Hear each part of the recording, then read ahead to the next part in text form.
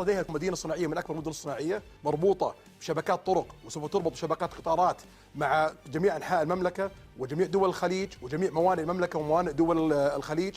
يوجد فيها بنية تحتية تكاد تكون من الأميز في 10 بنى تحتية لمدن في العالم. على مدى السنوات ضخت بلادنا العديد من الاستثمارات في البنى التحتية التي أثبتت أهميتها، خصوصاً مع الجائحة التي اجتاحت العالم. الاستثمار الكبير جدا في البنية التحتية وبالذات البنية التحتية الرقمية مثل الصناعة مكنت الاقتصاد السعودي من التعامل مع الصدمة بشكل كبير جدا.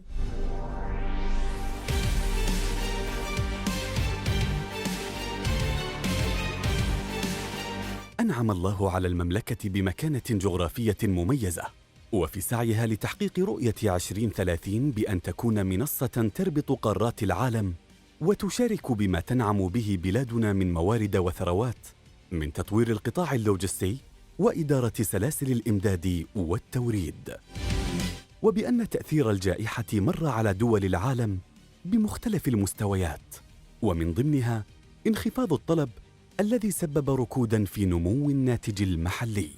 وكانت الجائحة كفيلة بأن توضح لنا أهمية الناتج المحلي، خصوصاً مع حالة اضطراب سلاسل الإمداد العالمية والحاجة إلى سلاسل الإمداد المحلية والمصانع الوطنية في ظل تحديات توفير المخزون الكافي في فترة الجائحة. المستهلك السعودي لابد أن يطمئن تماماً لوفرة المخزون، لأن هذا الوطن عظيم. أثبتت المملكة قدرتها العالية على الالتزام للمواطن والمقيم بتأمين الاحتياج من الغذاء والدواء، وتتمتع المملكة بقدرات متميزة بنيت على مر السنوات. ولدينا اليوم العديد من المصانع التي تساهم في تنويع سلاسل الإمداد بمختلف القطاعات. قمة العشرين وزراء التجارة عقدوا 3 اجتماعات واتفقوا على أنه انسياب فتح الأسواق وانسياب السلع والدواء والغذاء والمستلزمات الصحية شيء ضروري لا بد منه. هناك حقيقة عمل مؤسسي متناغم أيضا متكامل مع الجهات الأخرى، الجمارك، الجهات الصحية، الجهات الأمنية، كلها عملت حقيقة بشكل استثنائي بشكل متعاون، وبالتالي انعكس على يعني كامل الوضع التمويني وسلامة سلاسل الإمداد خلال هذه الفترة الصعبة. أسهمت تلك الإمكانات بشكل فاعل في وصول الإمدادات إلى المستهلكين، وأثمرت تلك الجهود في تذليل الصعوبات، وتستمر المملكة في سعيها لتصبح منصة مؤثرة في سلاسل الإمداد العالمية.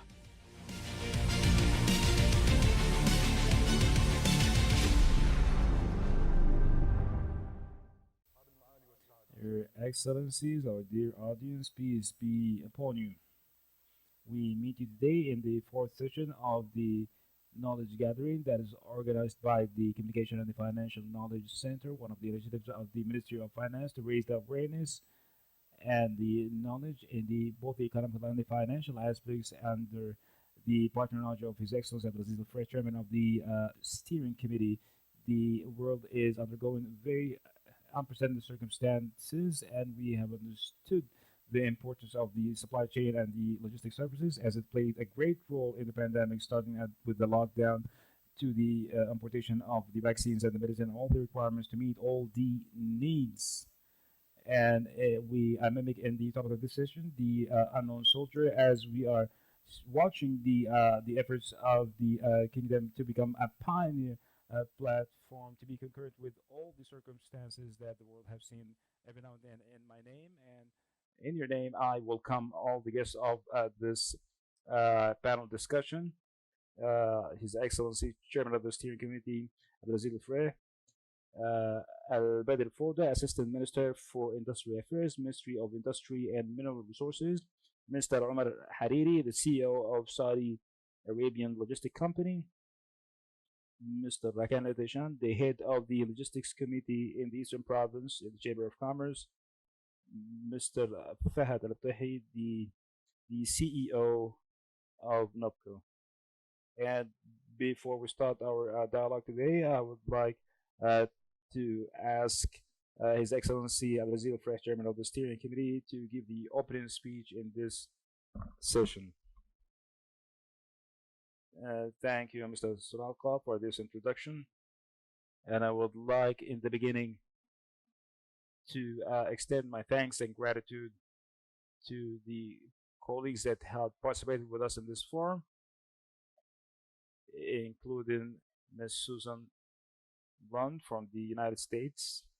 And I welcome all that are here with us as they're listening and viewing in the gathering of knowledge, as we are going to talk about the supply chain, as it comes one of the events of the gathering of the knowledge at its launched its first session in September of 2019. To continue, as we continue the gathering, enrich ideas and experiments and experiences about vital topics that inspire the reality and has a great impact on our reality. Today's topic, as has been mentioned, is one of the most important topics and the issues of current times, and is pertaining to the system of the supply management of the supply chain during the pandemic. And this topic, in my opinion, is concurrent with the roadmap that was launched by the Kingdom for its economical future as part of the ambitious vision of 2030 of an ambitious nation and a vital nation that enjoys there's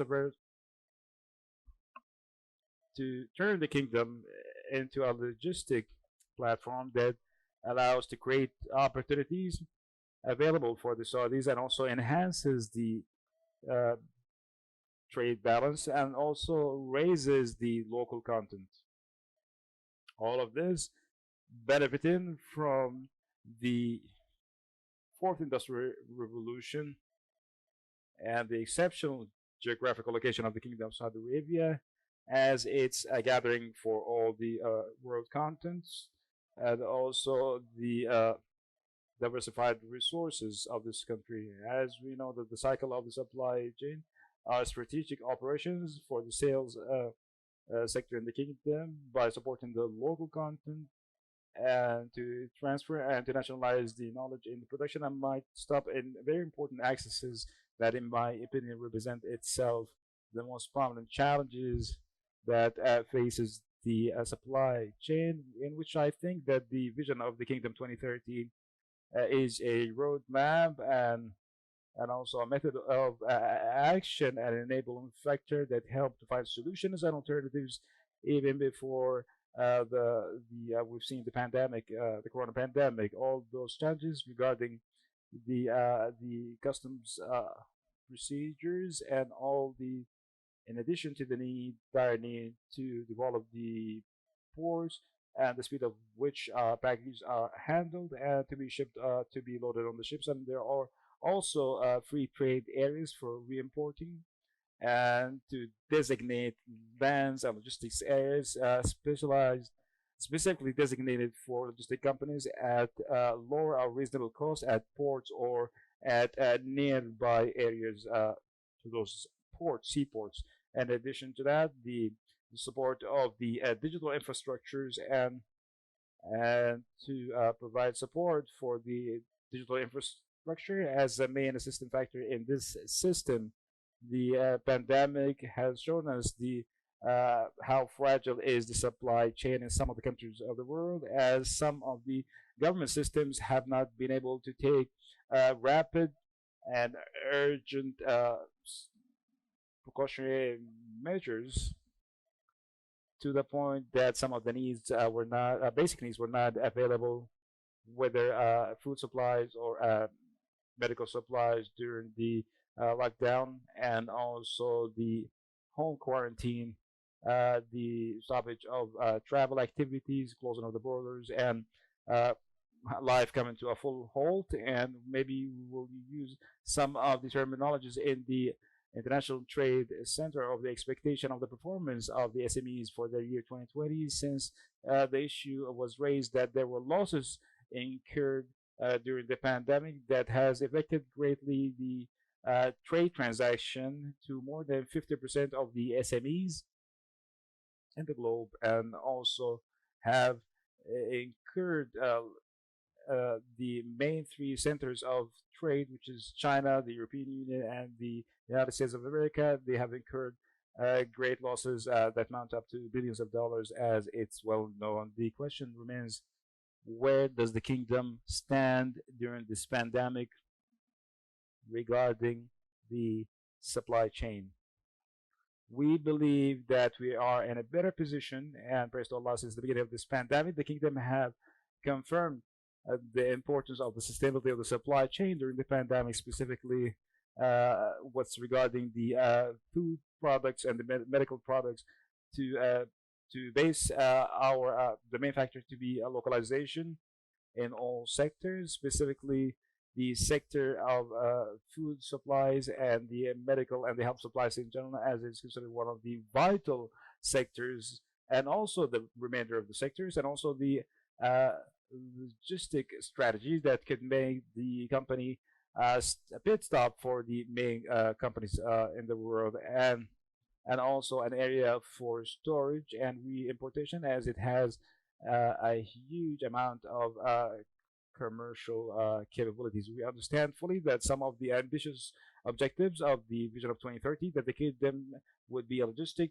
platform, and to advance further as it's ranked 49 to be ranked 25 globally and first regionally. And that's why we are meeting today, thinking that we believe that in a better position, praise to Allah, of what we have accomplished, of huge leaps in this transformation to finish all the tasks related to the supply chain according to the objectives that we have mentioned, and also listed in the objectives of the Vision 2030. And my stop here in the end of my intervention about serious steps that were launched for a huge project, part of a huge effort, logistic effort to develop the supply chain. I can recall some of it as the related entities in the Ministry of Transportation and the Saudi Ports Authority and the Saudi Customs and the Ministry of Economy and Planning and other entities, all related to this matter, to unify all their efforts to set up a plan and start executing such a plan. One of the first steps that were taken in this regard to study the current status through an evaluation of a number of characteristics for the logistics services in the Kingdom of Saudi Arabia, including the ease of which international shipments are processed, and the customs procedures, and the readiness of the platform and the tracking of the shipments, and all posing to raising the competency and the effectiveness of the supply chain. Also, a roadmap has been approved by the cabinet that includes all the ministries with the executive committee to supervise the execution of this roadmap, and also to focus on the most impacting projects. And the work has started about a year to execute the plan through the roadmap that was set and planned for previously. And this roadmap, as I mentioned, includes major projects, and now it's a part of the development of the national industries and the logistics services. And also the roadmap handles the current one and the future roadmap, the major challenges, beginning in enhancing the custom procedures, to updating the laws and the regulations and the services, and the effective parties financing in the logistics services, and also to improve and develop the seaports and the airports, the specialization of the logistics services, and to repair all the facilities to work accordingly. There are serious studies and keen studies for many files to improve the supply chain, as providing competitive logistics services, and also to set high standards for storage and shipment, and to improve the tracking system, and also improving the custom procedures. And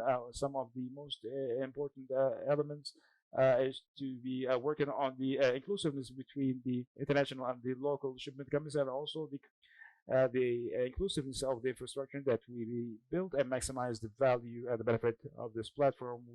We think, and we're 100% sure that it's a long journey, and it can bear many innovative solutions to improve the supply chain for the future.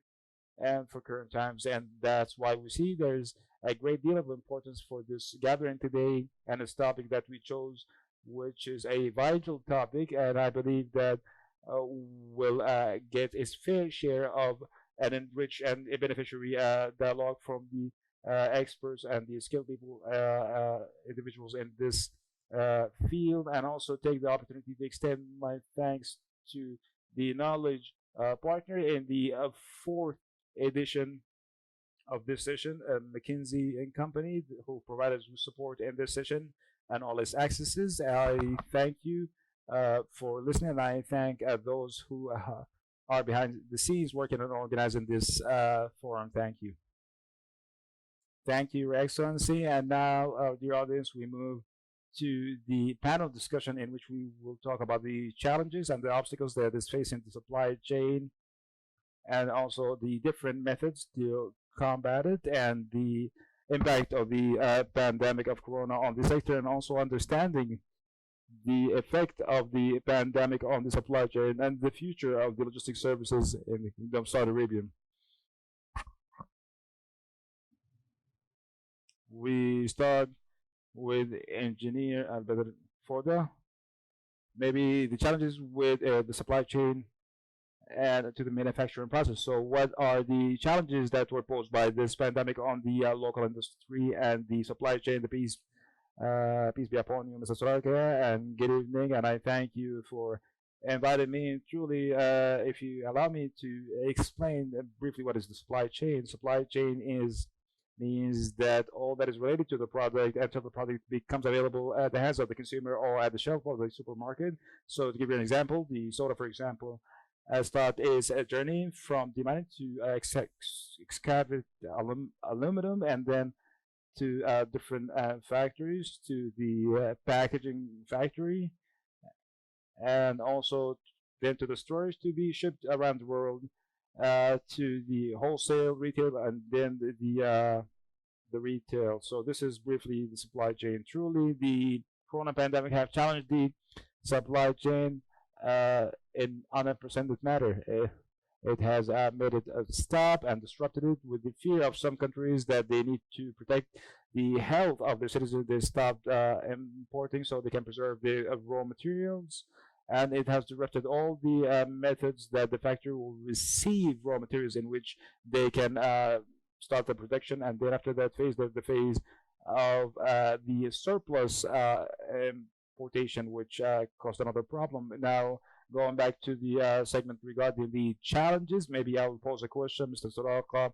Personally, did you have any shortage of any specific food product or medical product during the lockdown? Praise to Allah, no, we didn't have any shortage. I can say that I didn't ask this question, but the fact that I know that we have all the materials that we need, medical products, food products, and such. As many countries were suffering, we've seen empty shelves, and behind the scenes, they were under the directive of the custodian of the two Al and his loyal crown prince. I don't want to say all, but I'll say all the ministers and all the excellencies from all the government entities and also from the private sector, day and night, to it has a supply chain and to ensure that the products are available. The kingdom have launched a number of procedures that mitigate the level of harm on the private sector, as 25 procedures were launched to mitigate the impact on the supply chain generally and also on the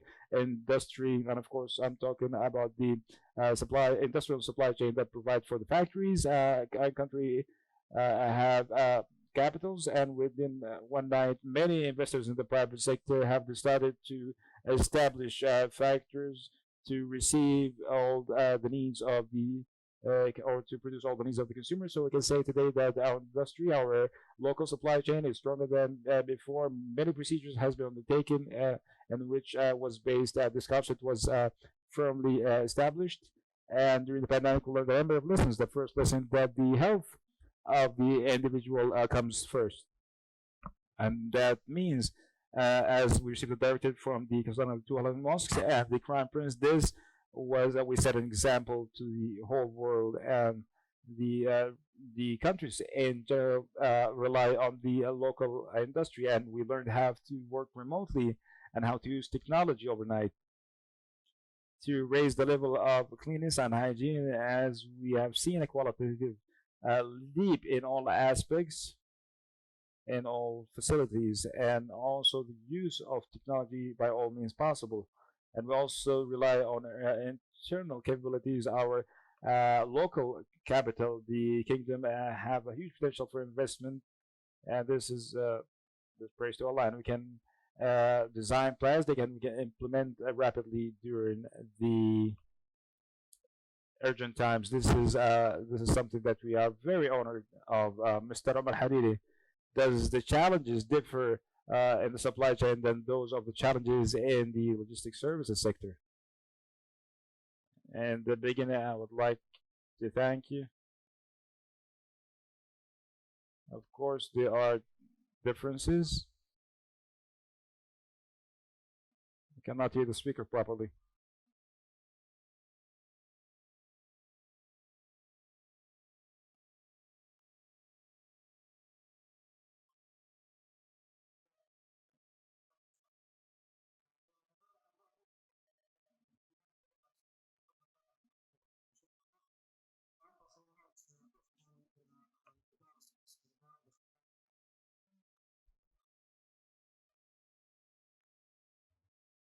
So this will have a positive impact of the operational and the financial aspect of the company. Thank you. Now we move to Mr. Fadel Badhi. One of the most important obstacles in the supply chain is the complication of the importers or the traders, or the lack of it in some cases. So what are the factors that will lead to this obstacle? In the name of Allah, the most gracious, the most merciful, I thank you. I thank you for inviting me here with my colleagues in the beginning. If we speak about the major factors that impact the supply chain as related to the importance, the weakness of the infrastructure and the automation of the systems could be one of the main factors that have affected or will affect the network of the importers, whether they were international or local, and clients clearly, and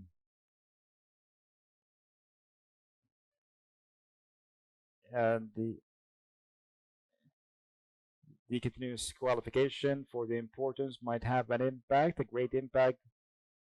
And one of the hurdles that we might face in this regard, and we believe that the continuation of change and modification and the development of the capabilities of the importers of significant importance, the lack of transparency with clients and importers, we believe this might be one of the hurdles, and there's the lack of knowledge of which the raw material from square one until it reaches the consumer as a final product.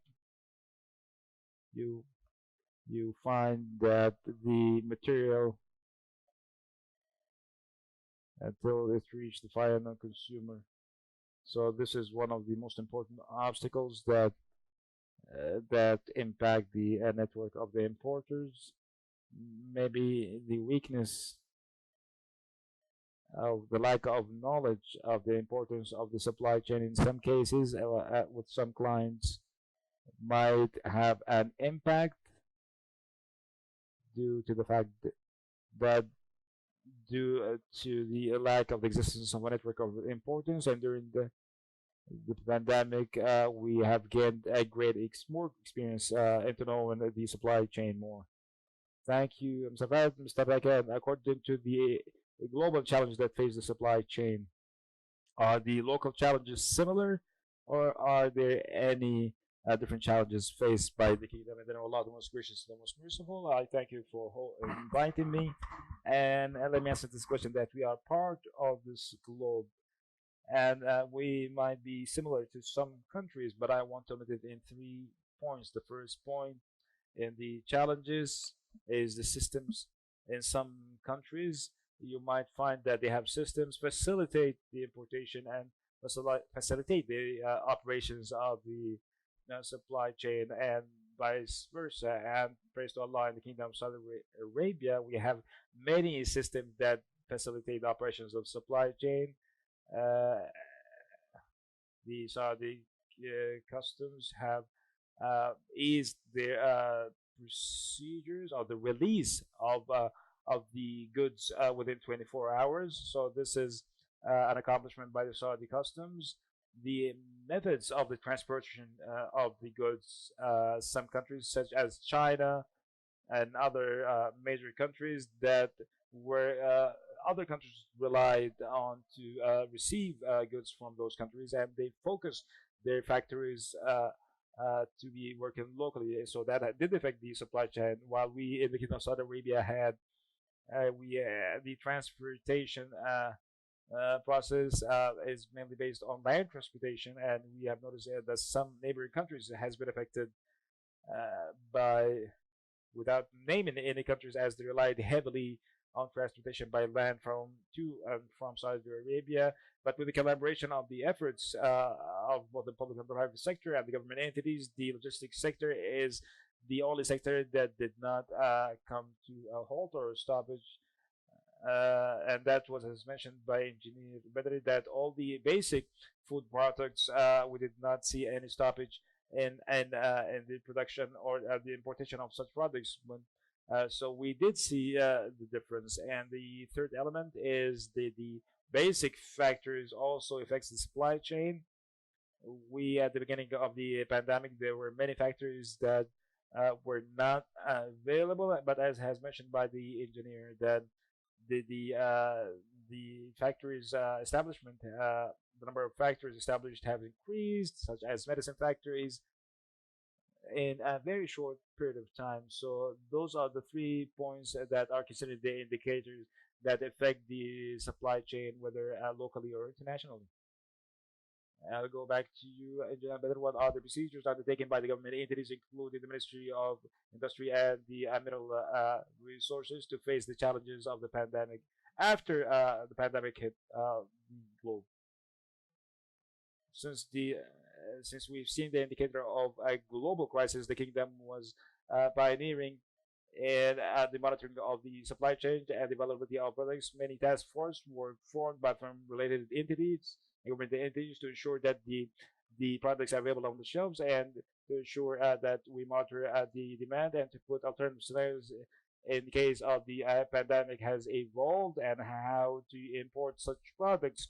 The ministry and other entities have established operation centers, and this crisis center will be dealing with the closure, lockdown, the pandemic, and all the factors related to the pandemic and other crises, as well as the Ministry of Industry and the Mineral Affairs.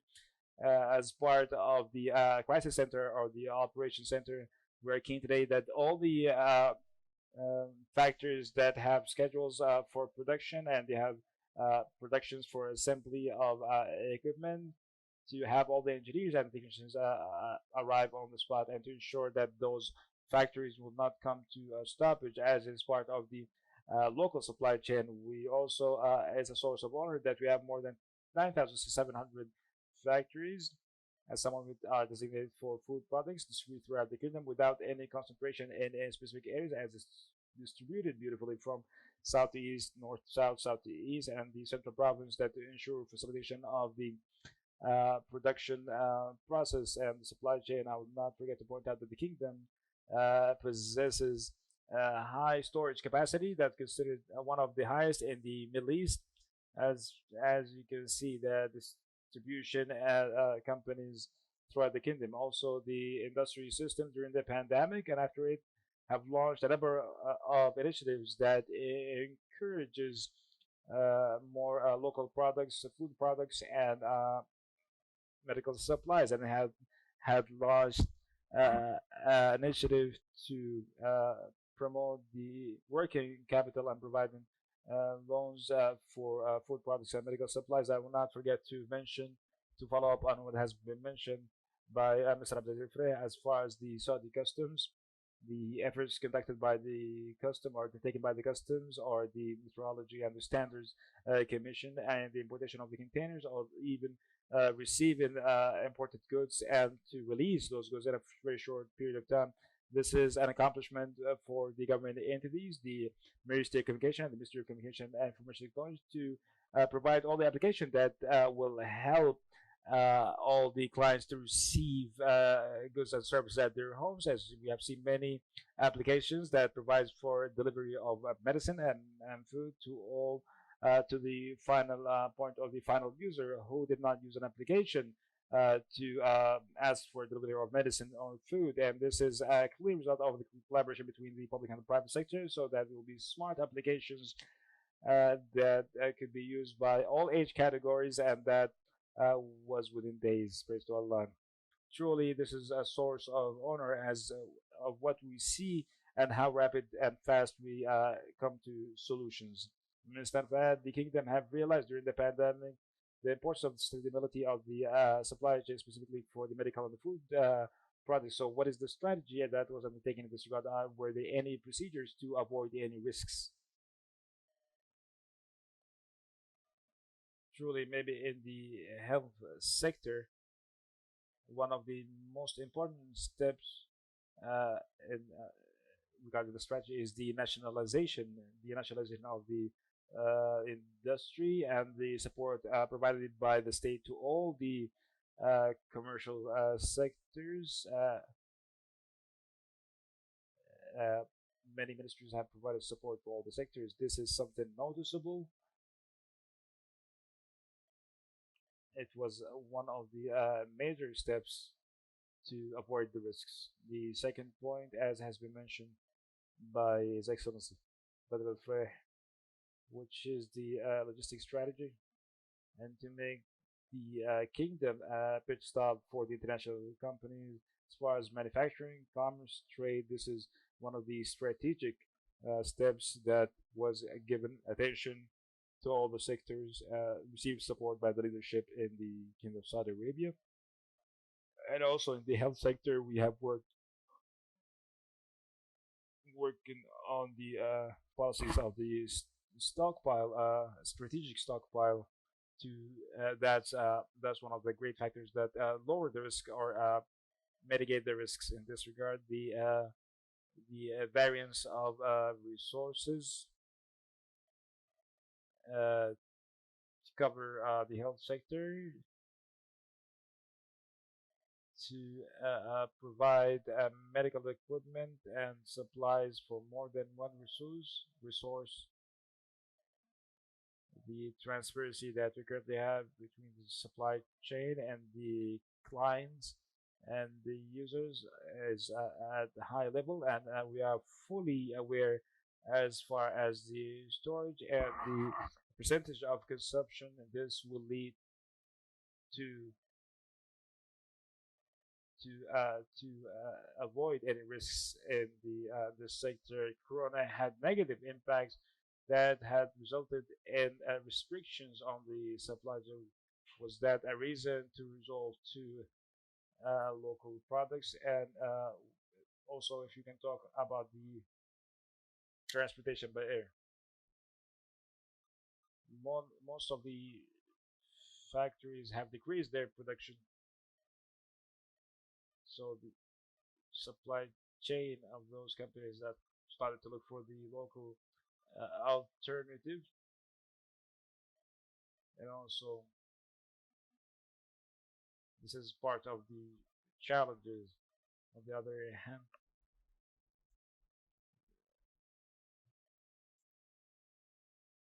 to expedite the arrival of goods to the market, we moved from the maritime transportation to land transportation. Most of the airways have stopped their flights. Cannot hear the speaker probably. 70% of the transportation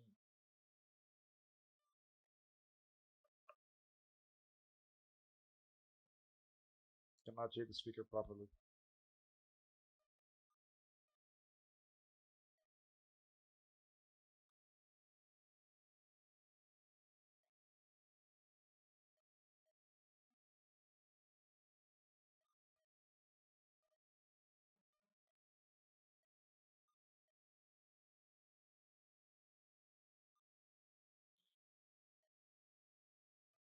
The priority was for the medical supplies.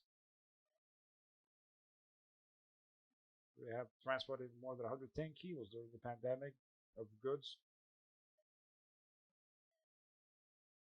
And then the priority was for the electronic shipping.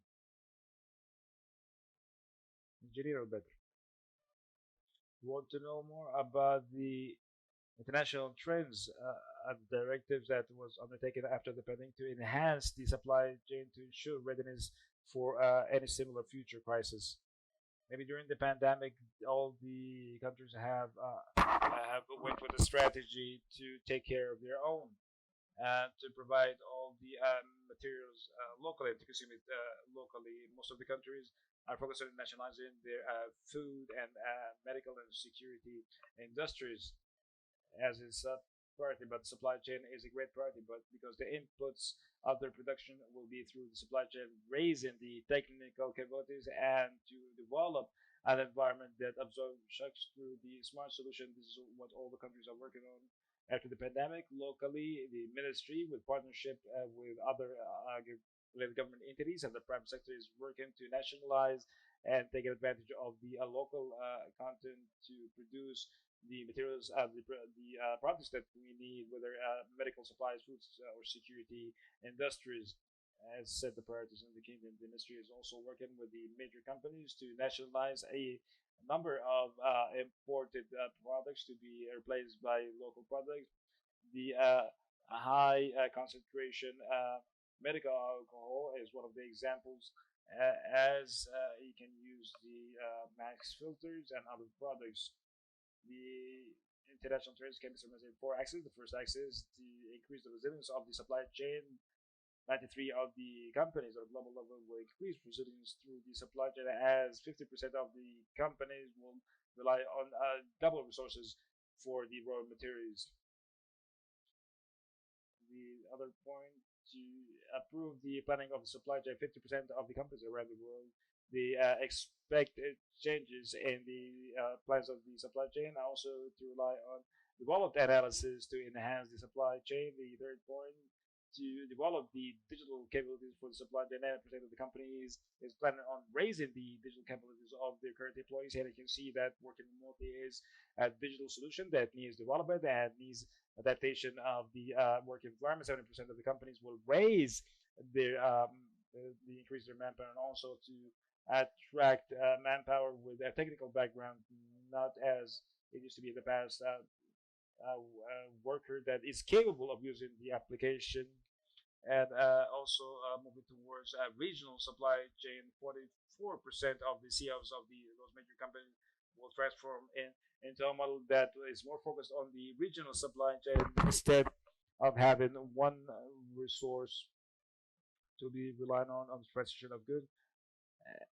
And some of the operations will be moved out of China or out of the three major centers mentioned by Mr. Abdel Frey. So there will be a diversification. The cost might be higher if we diversify some of the sources of the supply chain, but there's security and opposite to that, as we are aiming to nationalize the industry, and on the long run, this will provide solutions, of course. This is what the countries are currently working on. Not a single country want to rely on one or two suppliers of important resources, as we were trying to search our local continent at the points of strength. The same countries are doing the same thing, and if we import those products, we must diversify the sources of in which we import those products. What are the important elements to ensure the quality of the supply chain? The main elements in the supply chain that truly should be focused on to ensure its effectiveness, whether its main elements or secondary element.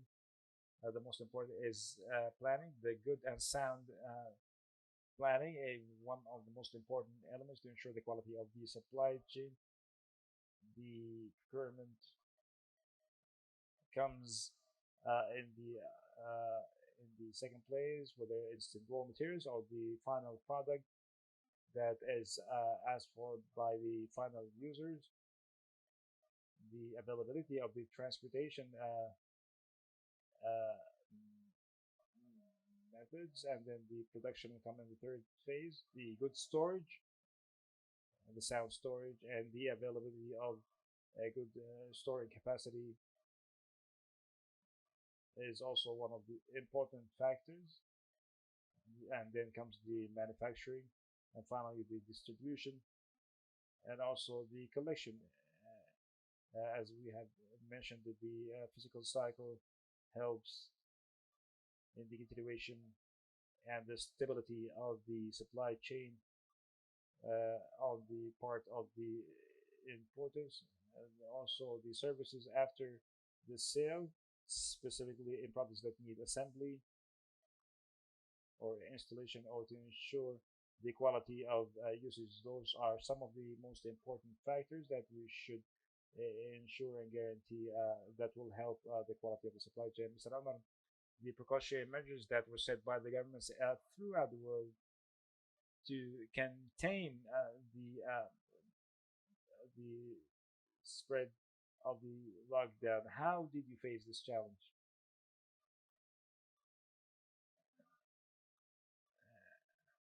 The electronic trade in the kingdom, we have pointed out, we cannot hear the speaker clearly.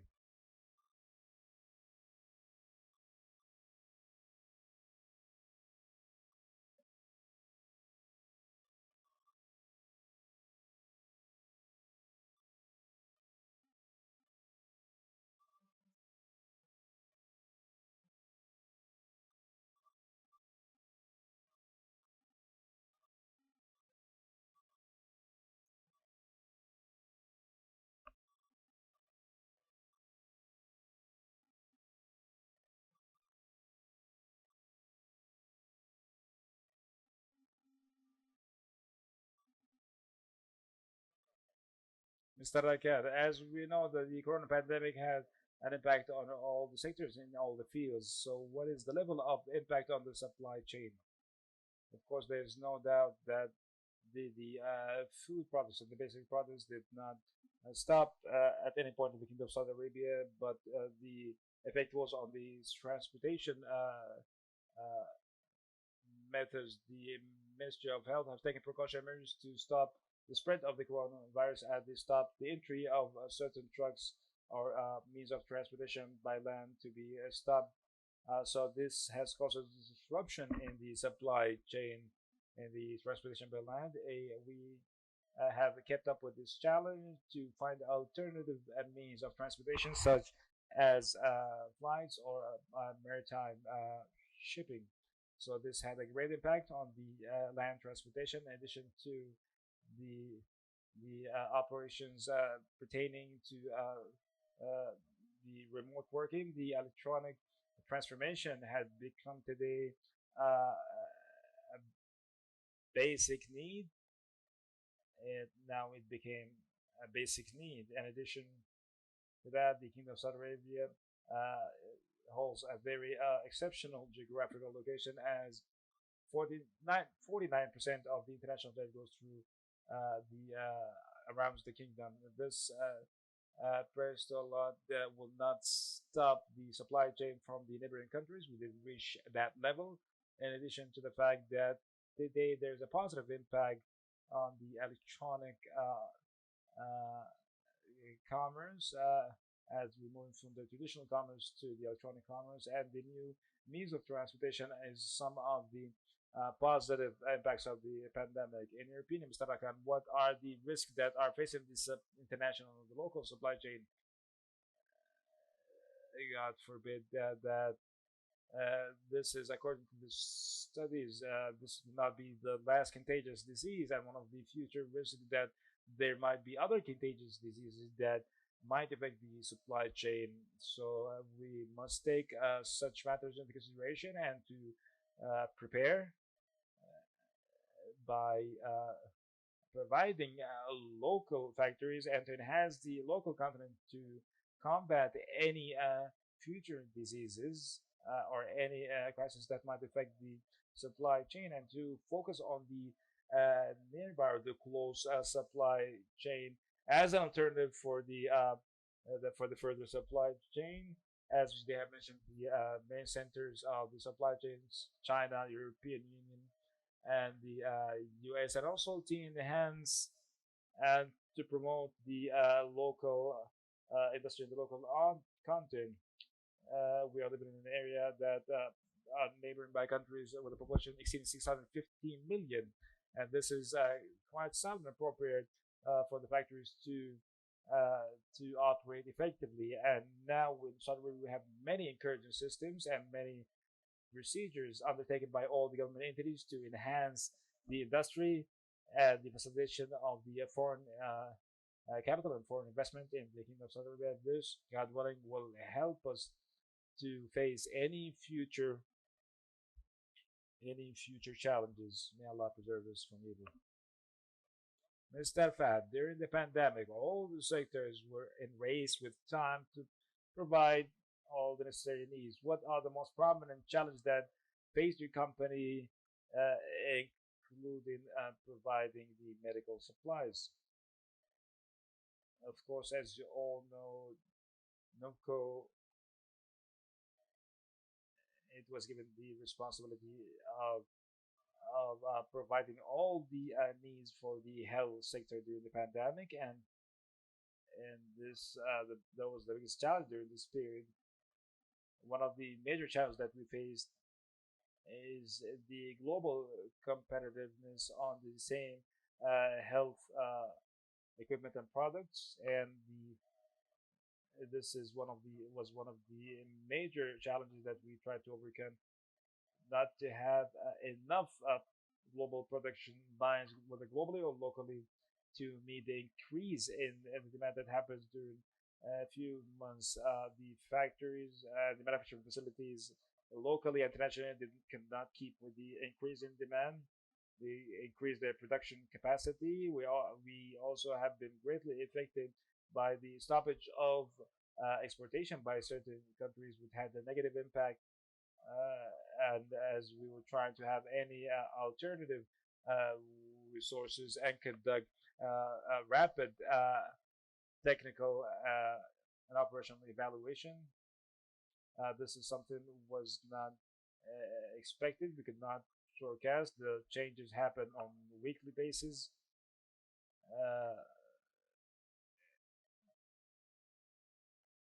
The volatility of the prices was one of the factors or the challenges that we faced since we received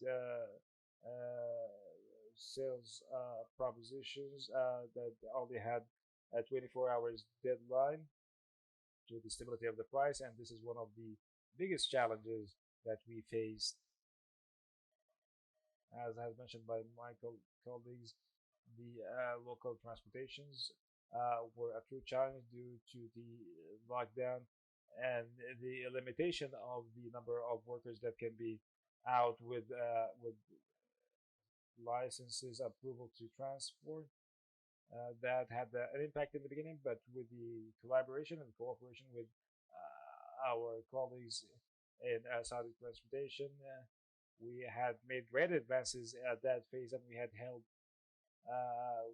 been able to receive many foreign shipments, bringing more shipments in the kingdom with the collaboration of all the entities. Without mentioning any names, we were able to overcome this phase with the least harm, and we were able to provide all the needs during the pandemic, whether they're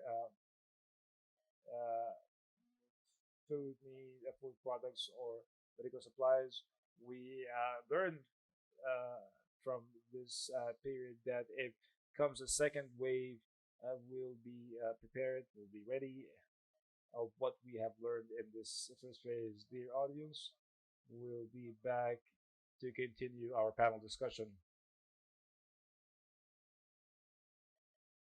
Welcome again, dear audience, in the fourth session of the gathering of knowledge that discusses the supply chain, the future opportunities and the gains during the corona pandemic. In this axis, we'll talk about the future of logistics services where visions and opportunities arise. Mr. Umar, what are the economical aspects of these future of the logistics services on the local level?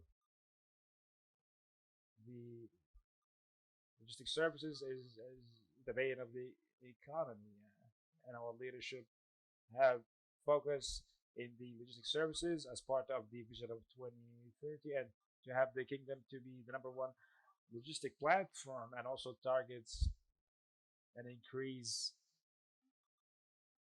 in the non-oil revenue of the kingdom. And also that's why many strategies were and initiatives were launched and programs were launched.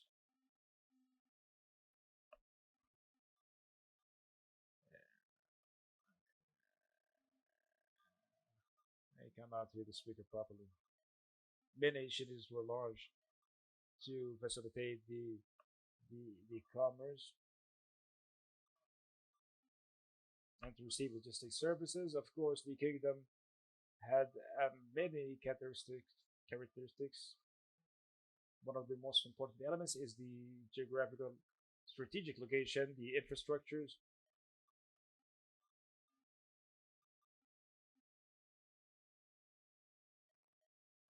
5 ports of the Red Sea, one of the most important water pathways in the globe, and one of the biggest road networks in the world. And most importantly, we have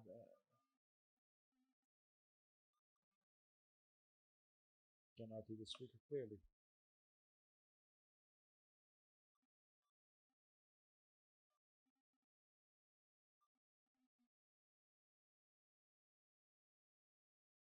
Engineer Al-Badr, what are the expected dimensions for digitalization in the future of these global supply chain? And it has mentioned in the beginning of my talk that the pandemic has forced us to be in different circumstances. It raises the level of usage of technology, as that technology was an option. Now it became mandatory, which has led the business sector, and specifically the industrial sector, and the individuals and the community to intensify the use of digital solutions. Many countries have developed many of the solutions, and the procedure from logistic procedures. And the kingdom, we enjoy one of the personal documents that is the digital ID, and also finalizing the importation of containers. All those processes is conducted automated by automation in the kingdom. The industry and the mineral resources have a strong platform that was established about 40 years ago, and also always aim to use the digital solutions and the intensifying the usage of information technology. This is will produce an attractive digital platform for all to attract businesses, to enhance their awareness, to enable and empower the digital capabilities, and to have a preemptive approach. We need to analyze the information based on the data that we receive, and some of those technologies are main 5 points. Taking the decision cooperatively and remotely through the virtual meetings. Most of the decisions does not require attendance, and also the management and directing of the digital data, the automated interpretation of the data and the patterns as we analyze the data. And let's talk about the artificial intelligence that gives us indicators about a decrease in some products or an increase in others. The storage, also all those digital operations are of great importance, and there's no escape from using such technology. The transformative industry and the investment in the fourth industrial revolution is a commitment. It's not an option. Now in Modern, we have a program, national production program. We also have loans provided by the Industrial Development Fund. We have a huge project, which is the development of the national industries and the logistic services, as many initiatives support the logistic or the digital transformation in the industrial sector. Maybe I will conclude with the point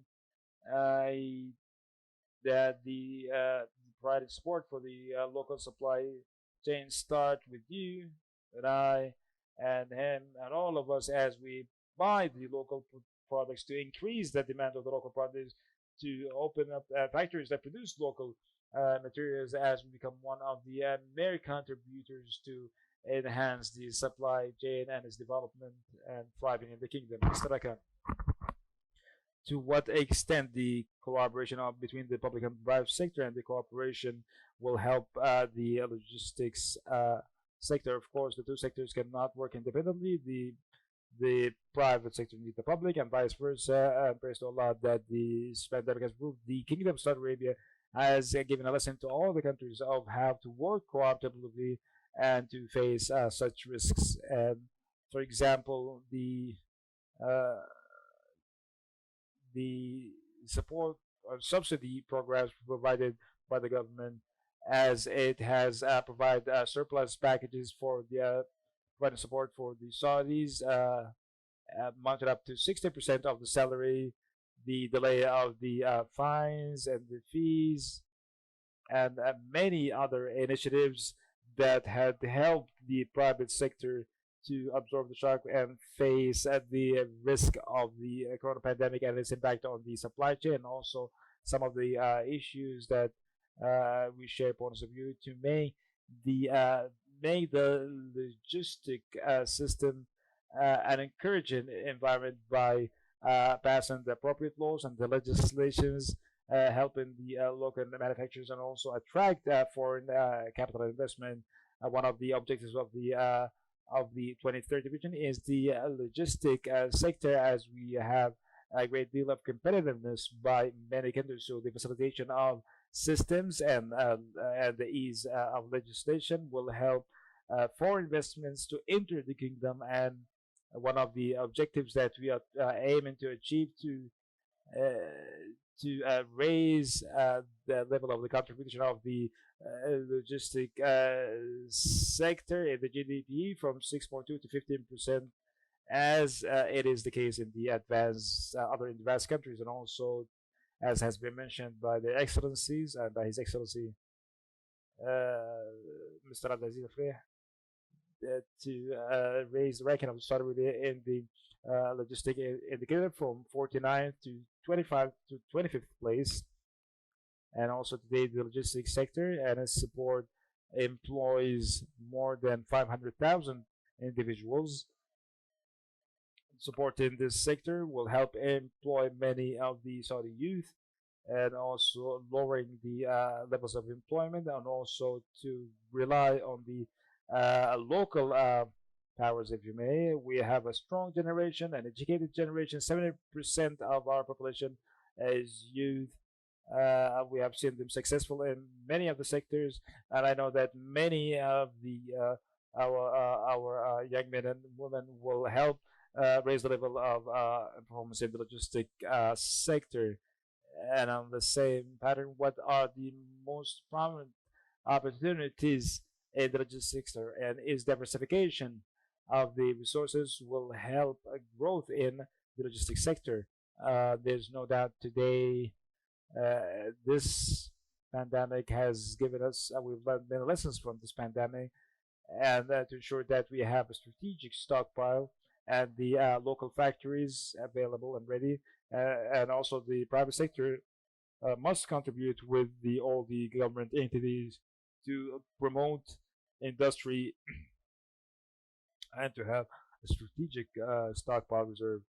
And also some of the future topics that we will discuss, that to have new systems that keeps up with the future, whether the new methods of transportation. Today most of the online shopping delivery for online shopping is conducted by drones, as we have seen in the US that the government of the US have allowed Amazon to deliver goods or packages by drones. This is something we might see in the future in Saudi Arabia. So the facilitation and the ease up of the laws and the regulations that keeps up with the advancement in the logistics sector, this will greatly help the supply chain. Thank you for this enriching discussion.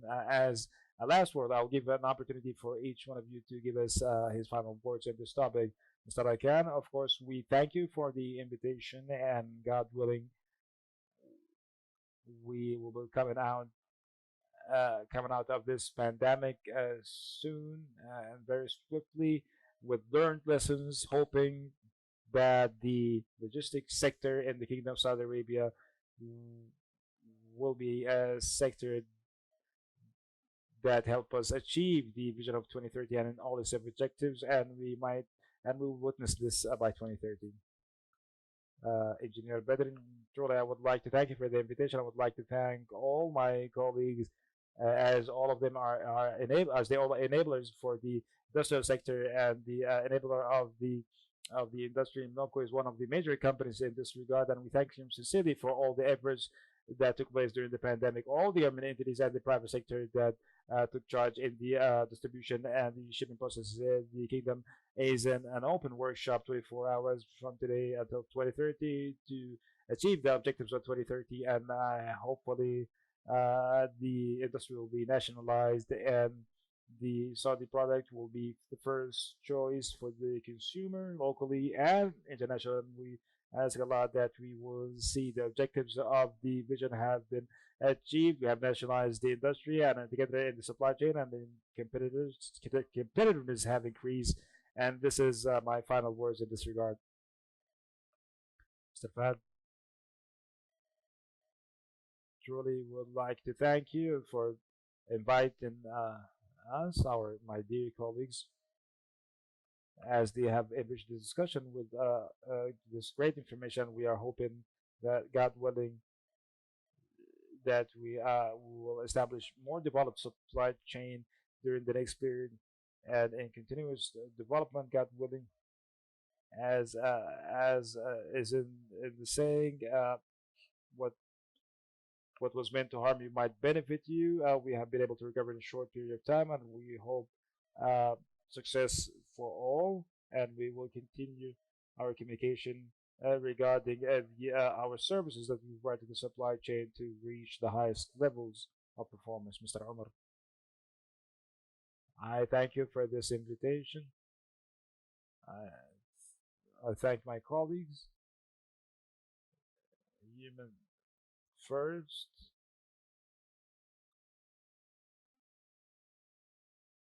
We have strong and solid supply chain.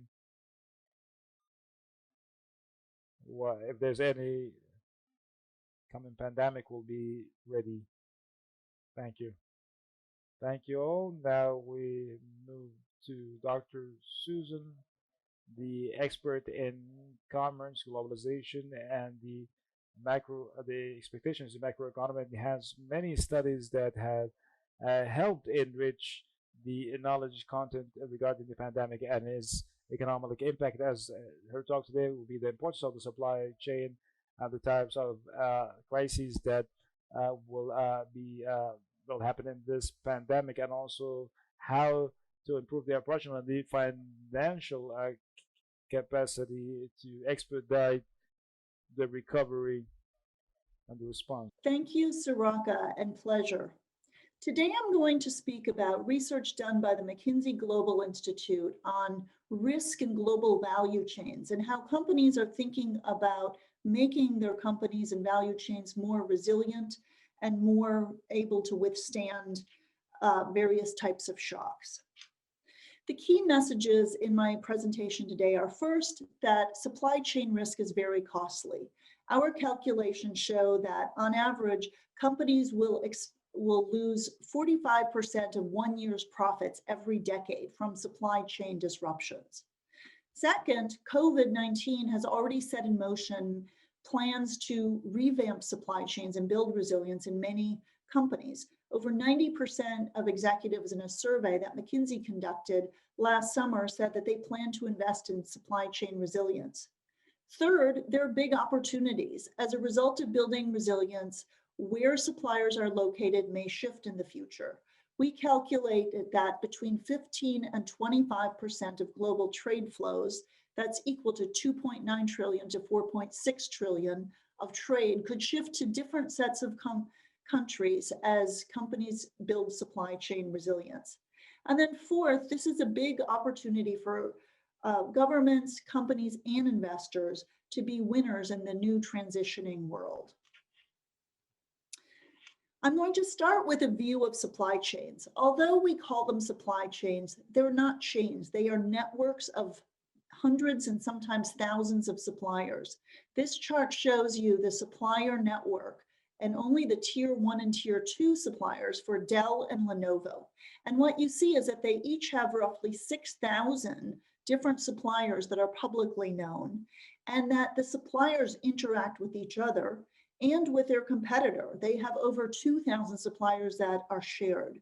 When you look at this complex network, what becomes clear is that a shock to any one of the companies in this network can have wide implications, and the impact can ripple across the network in unexpected ways and often cause far more damage as it hits other players. So this is what companies are now trying to address. When we think about supply chain risk, we think that it's the product of two different things. First is your exposure to different types of shocks. And I'll talk about at least 4 big classes of shocks. First are force majeure shocks like hurricanes or earthquakes or pandemics. Second are macro political shocks like a trade war or a financial crisis. Third are shocks by malicious actors. That could be a cybersecurity attack, a theft, or a counterfeit.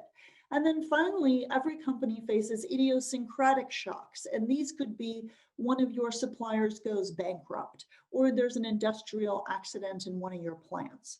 Now, all companies are exposed to shocks, and when you think about the global network that I just showed you of Dell and Lenovo suppliers, you can see that each supplier is facing different sets of shocks. But what really matters for companies is how they're able to respond to the shock.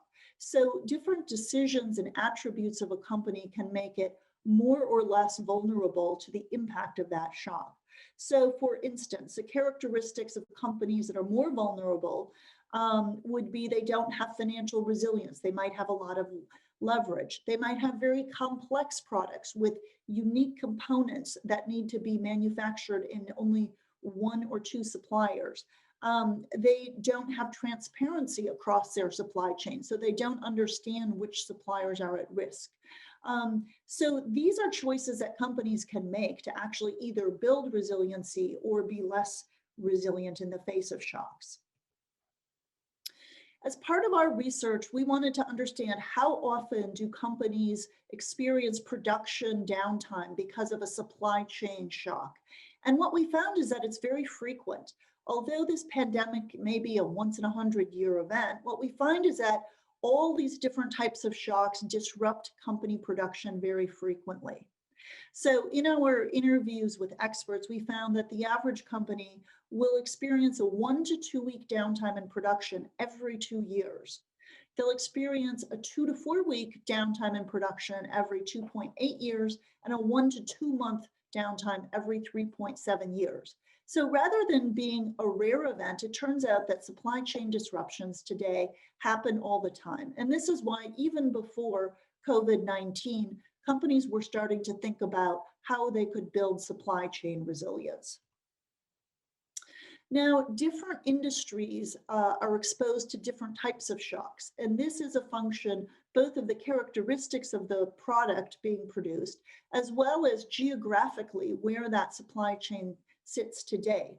So we ranked 23 different industries on their exposure to 6 different shocks shown on the right.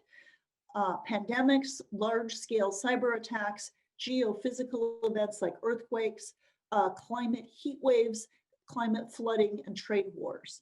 And across those 23 industries, we found that the communications equipment industry ranks highest on being exposed to shocks. So it was first in our ranking on being exposed. And you'll see as you look across the rows that it's exposed to pretty much all the shocks, but in particular geophysical events. And that's because production is very largely in coastal Asia and the Pacific Rim of Fire that experiences typhoons and earthquakes frequently.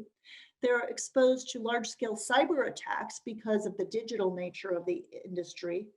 And they're quite exposed as well to climate flooding, again, because of their coastal nature, and trade disputes because of the high value of the goods being produced. Now, the least exposed industry is medical devices. That's because it's globally dispersed. It's not concentrated in any one country or region. Production tends to happen in very well-built, air-conditioned facilities, given its high-tech nature, so it's not as exposed to heat waves or floods. It is exposed, however, to trade disputes because of the value that's been highlighted by COVID-19 of the products that they're making. I think that the takeaway here is that every industry has exposure to different types of disruptions, but as companies think about building resilience, they need to assess exactly how their supply chain is exposed to different shocks. When we take those two factors, the frequency of shocks and the type of shock, we then build financial models for companies in different industries to find out what is the loss to companies that when they experience a supply chain shock. And what we found out is that on average across industries, companies can expect to lose about 42% of 1 year's profits every 10 years. Now, this is an important number because a lot of CEOs and CFOs say, why should I invest in resilience to prevent a future loss? It's hard to spend money today to prevent something that may or may not happen. But this tells you that actually it makes financial sense. And when companies are thinking about the value of building resilience, this is how much they could spend and still break even. And as I'll explain, as we see companies actually building resilience, a lot of them are finding that they're saving money, becoming more efficient, and building resilience all at once. So today, building resilience is a hot topic. Over 90% of executives in a survey said they're thinking about ways to build operational resilience. Interestingly, 44% said that they were willing to build resilience at some cost of efficiency. Now, building resilience can be done in many different ways. On the right side, you'll see what different actions respondents chose. So over half said dual sourcing. That means developing a second supplier for critical inputs in a different geographic location than your first supplier.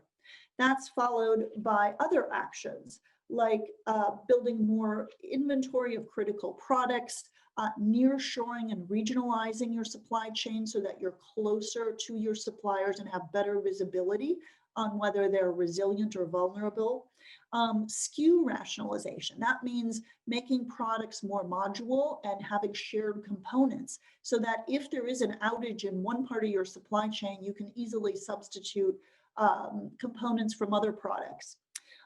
Holding higher safety stocks, that's related to inventory. Building backup production sites is being considered. So there's no one size fits all answer. Companies are going to pursue this in different ways. One of the big trends that we've seen over the last 8 or 9 years is a shift in globalization.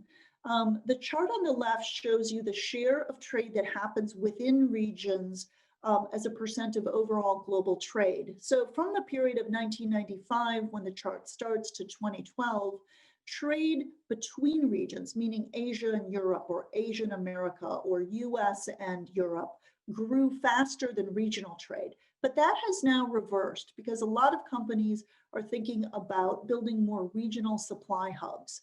So by regional trade, we mean trade within the Americas, within Europe and EMEA, and within Asia. And you'll see that that's now growing faster. And in some industries, the majority of trade happens within the region as opposed to across regions. If companies continue to pursue this, we estimate that 15 to 25% of global trade could shift to different countries in the medium term, meaning the next 3 to 5 years. So for each industry, we looked at 2 different sets of factors that might prompt companies to shift where their supply chain is: economic factors and non-economic factors. So by economic factors, we mean have input costs changed, like wages? Is the business very capital intensive with a lot of fixed costs, so it's hard to move production? Do you need highly specialized talent? And that means that you can only locate in a few different markets. And do we see movement of where production is sitting today? So the set of non-economic factors then is, are governments targeting this industry or products in this industry, either because they have been deemed essential or because they're important for national competitiveness or security. And for different industries, you see that these two sets of factors weigh differently. So for apparel, shifts are being driven purely for economic reasons. There's very little non-economic or political focus on the industry, except today, of course, for PPE and garments needed in the medical field. In contrast, semiconductors are an industry that are hugely capital intensive. There is no economic rationale to invest outside of the locations that are already highly specialized in semiconductors. But there's a lot of national government attention, and many regions of the world and countries want to develop their own semiconductor industry because of its importance in so many products. So putting these two factors together is how we get to this estimate that there's an opportunity here. Now, for companies, what does resilience mean? On the left, we think there are 4 key attributes of resilience. First, you need to have end-to-end visibility on the risks across your value chain. Most companies can tell you a lot about their first tier of suppliers, but they don't know who their suppliers are, or who the suppliers are.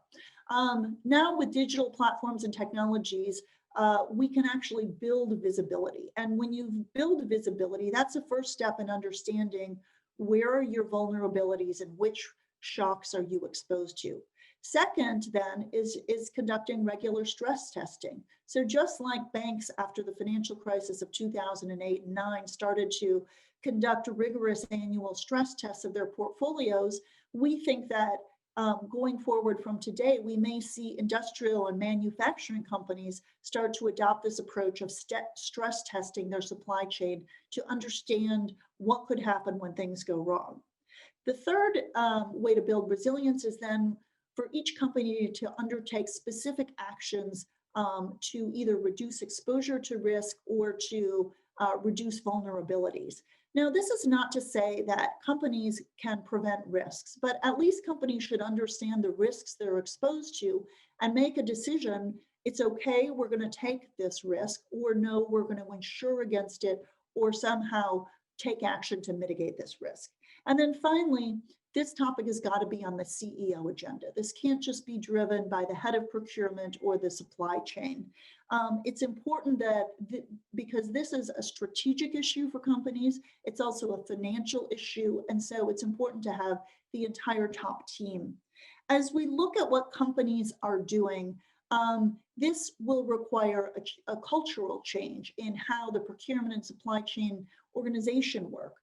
First, companies need metrics. Most companies can tell you if their earnings per share are up or down and how efficient they are compared to last year, but they can't tell you if they're more resilient than they were last year.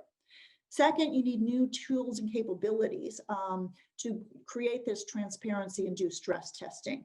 Third, you need to communicate to your investors and customers about the actions you're taking to build resilience so that they understand the investments that are being made, but also value your company for being more resilient.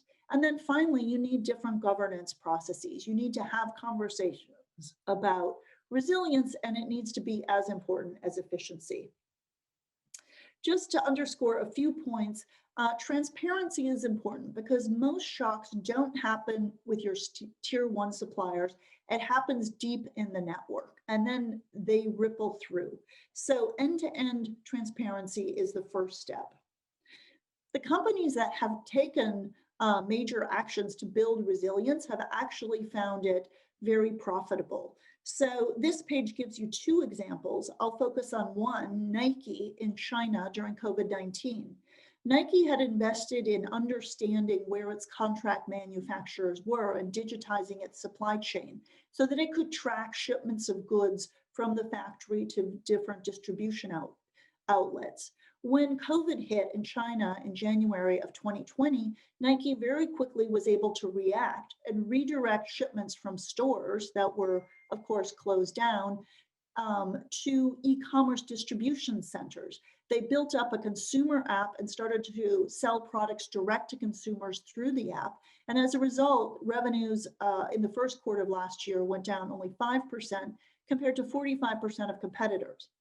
Biogen, similarly, is a pharmaceutical company with one location in Puerto Rico that invested in scanning the horizon for risks. When Hurricane Maria in 2017 was about to hit, they saw it coming and were able to move millions of dollars worth of inputs and critical components out of Puerto Rico before the storm hit to a production plant in Kentucky in the United States.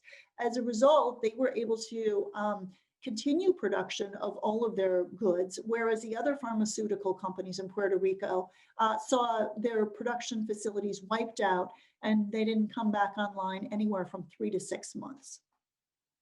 So that concludes my presentation. There's a lot to think about, but I think that the underlining factor is that resilience has got to be as important as efficiency. It's not a trade-off between the two. Companies can be resilient and more profitable. And there's big opportunities for players in every industry as they think about how to capitalize on these changes. Thank you for listening. We try to understand how to benefit from the opportunities. We thank Dr. Susan for their participation, which shed the light on many important points regarding the supply chain during the pandemic.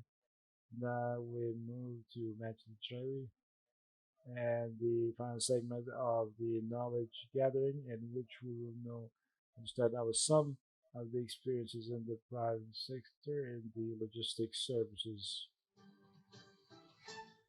Thank you, Brother Suraka. And indeed, it was an hour of enriched discussion about the supply chain and the challenges during the pandemic. Welcome the viewers of Knowledge Diwania. In the segment of our program, we'll talk about the successful experiences in the private sector during the corona pandemic. Since the kingdom have showed its strength during the pandemic, and it was an ideal example to combat corona and to mitigate its negative impacts on all the sectors, industrial, commercial, and service. And today we will view some of the successful experiences in the Kingdom of Saudi Arabia. We will have the CEO of NADIC today with us as they show their fleet and their ability to work during the pandemic.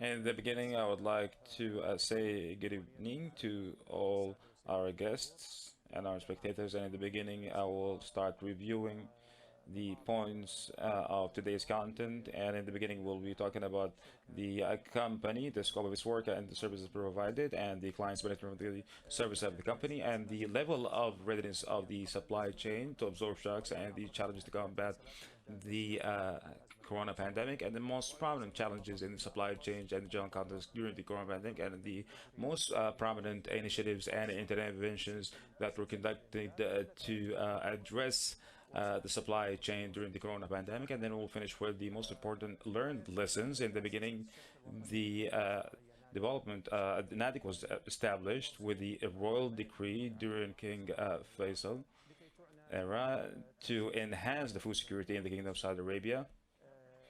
And NADIC owns 4 agricultural products within the Kingdom of Saudi Arabia in in Al Jove, Harad Hail, Wadawsir areas, and also a project outside the kingdom in Sudan with an area exceeding 80,000 hectares. Nadic includes more than 83,000 cows in Harad area and also a feeding center in Hail that provides the market with all the fresh meat. Nadic distributes its products through 40 sales centers available in all the kingdom of all sizes with the overall capacity that exceeds the capacity of 200,000 square meters. The fleet of Nadic, in addition to the heavy trucks that are used to deliver from factories to distribution centers, Nadic owns more than 1,000 trucks that reach all the point of sale.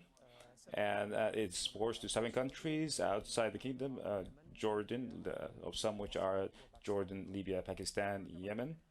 And Nadic is one of the important companies that oversees the food security initiatives in the Kingdom of Saudi Arabia and provide for all the consumers of both the food and agricultural products. Nadic produces milk, juices, and other products such as cheese and other nutritional products, potato, olive oil, fruits, and many other agricultural products. Those who benefit from our products are many clients, specifically the retail, the welfare companies, hospitals, schools, and also the educational institution, additional to the athletic teams. If we talk about the level of readiness of the supply chain and the challenges before the pandemic, in the beginning of the supply chain is the farm itself, and Nadic have a storage of feedstock that will provide for the cattle for more than a year, and also within the company we deal with a huge system of importers from the kingdom and outside the kingdom to ensure the importing the raw materials to ensure a continuous manufacturing process. The manufacturing takes place in our facilities, and this to ensure that we rely less on the importers, whether in the kingdom or outside the kingdom.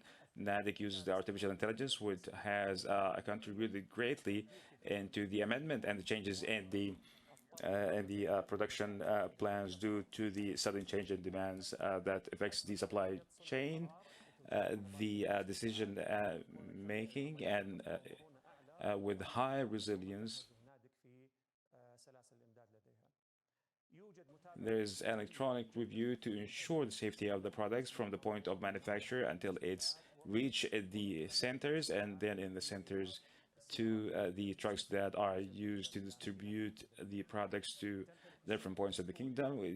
We have a huge fleet to distribute our products from the distribution centers to the stores.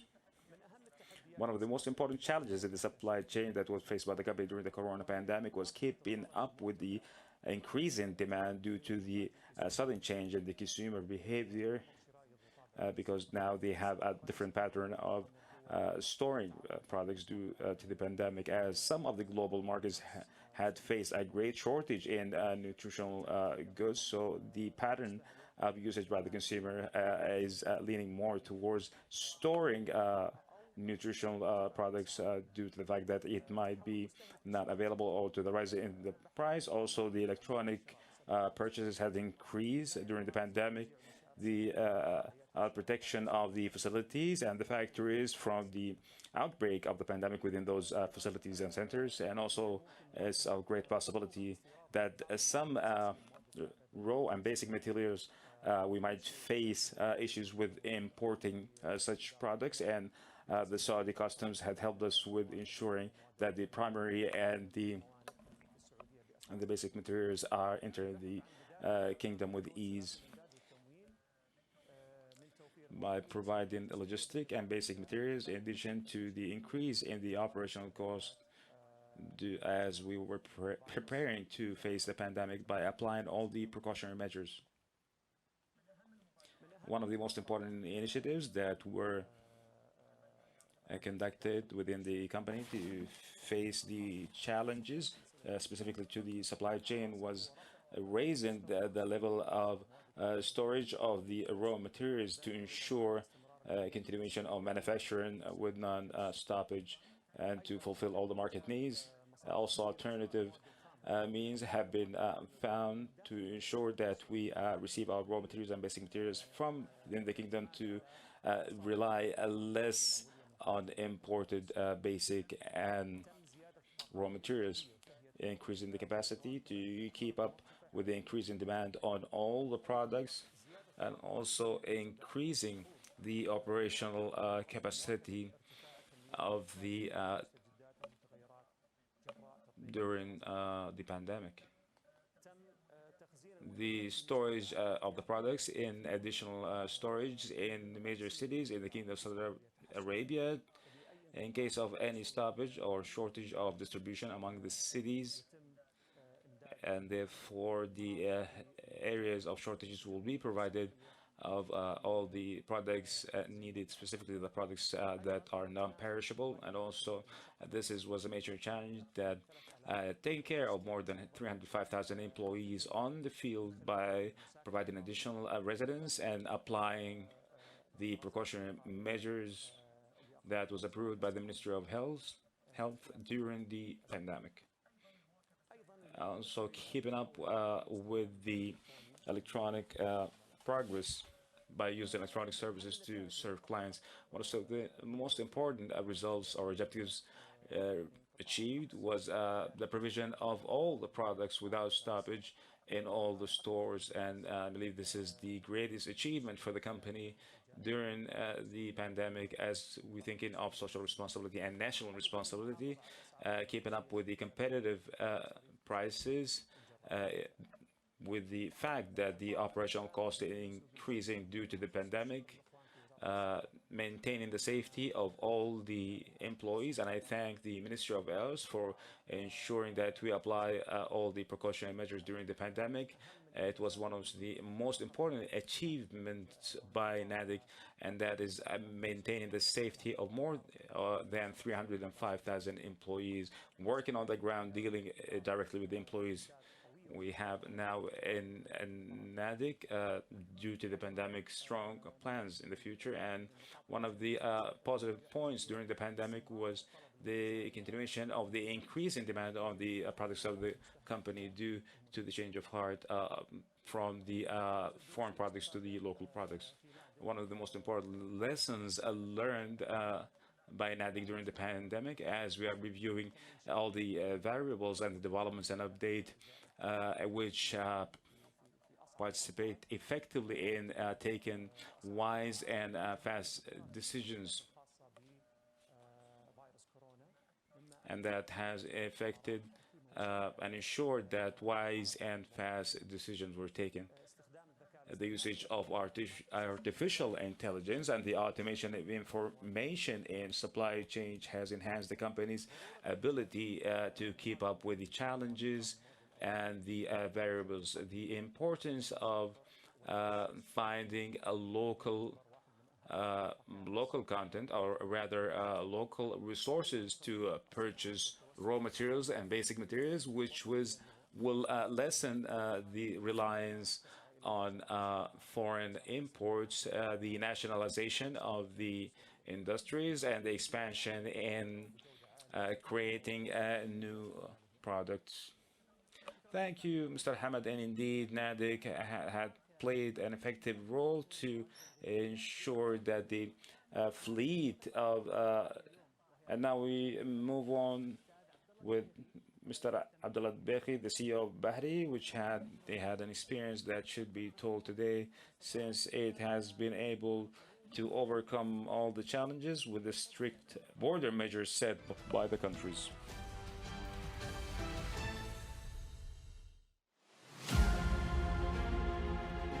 While our beloved country is traveling towards a new phase of development and prosperity, the journey of Saudi Vision 2030, Bahri has reserved its place in participating in rebuilding our dream country.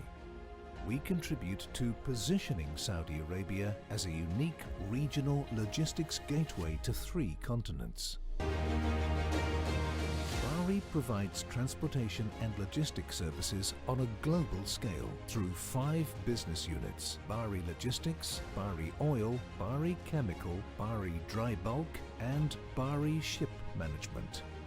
We are optimistic about the future of Bahri.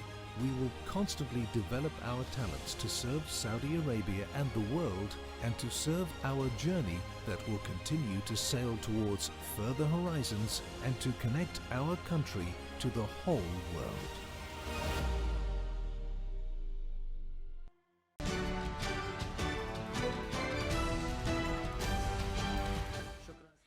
Thank you, Mr. Majid, and I thank the Financial Knowledge and Communication Center. Today we'll talk about Bahri during the pandemic. A simple brief about the company. The company today is 142 years old, and it owns about 900 ships of all types to transport oil, chemicals, petrochemicals, and goods, and the transportation of the loose goods also.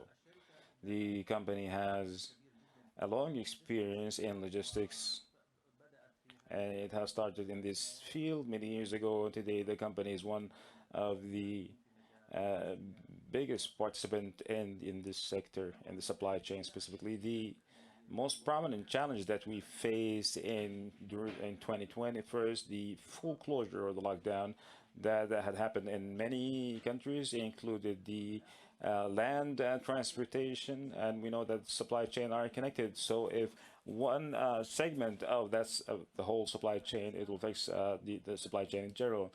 The air transportation, the aviation transportation cost has increased since the passengers, it was directed towards passenger transportation.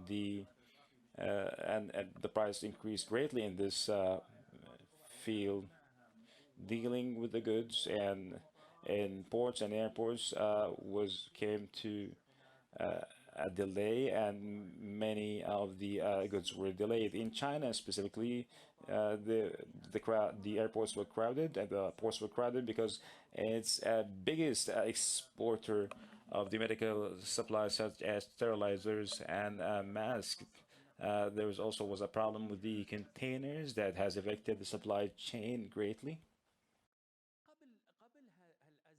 Many of the countries varied regarding the readiness of the supply chain to face this pandemic. The globe was dealing with the method or the methodology of just on time that had made many factors and many distributors don't own any storages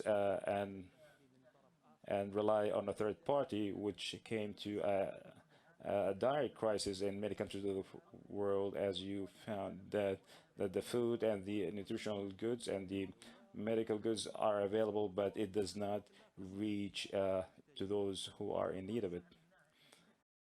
And the most prominent achievement in that period, we provide financial assistance with the goal of not to give assistance itself, but further than that, we wanted to provide a rapid transportation for the medical supplies, not awaiting any bureaucracies.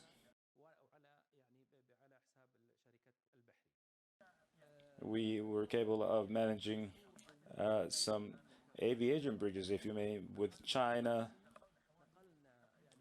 and we have transported 100 deliveries using 100 planes.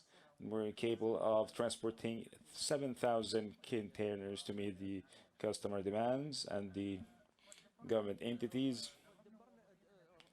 We have provided a great deal of training to our employees to deal with this pandemic. So we were, as we were trying, and they were conducting their job professionally with keeping their safety in mind. We used the information technology to a great extent, and we deployed it to combat the pandemic, and we have been able to we focused on dealing remotely, and we did not have a stoppage of work for a single day. The equipment and the supplies, we transported 165,000 tons of equipment, and this equipment needed to be in the kingdom. We transported more than 160,000 medical equipment, 30 million gloves, and 61 million masks was also transported by us. What are the learned lessons during this period? At the beginning, there must be a strong base for global logistics services, and this base must be expanded on different distribution sector, as we find some major countries that the food is available does not reach the people due to the fact that there were not any storages distributed according to apply. We will try to avoid what happened during 2020. Many special custom zones and long-term storage facilities. The simplification of the logistics services and the customs regulation. We have seen a great deal of cooperation, such as the Saudi Customs, the Ministry of Commerce, the Transportation Authority. Truly, their continuous presence played a great role in simplifying our task, as we have achieved what we achieved. And praise to Allah. Thank you, Mr. Abdullah. And now we move on, ladies and gentlemen, to a very historical company in logistics, and had played through its strategy, been able to combat the pandemic. Abdulaziz Al-Nwasir, the CEO of Aramex.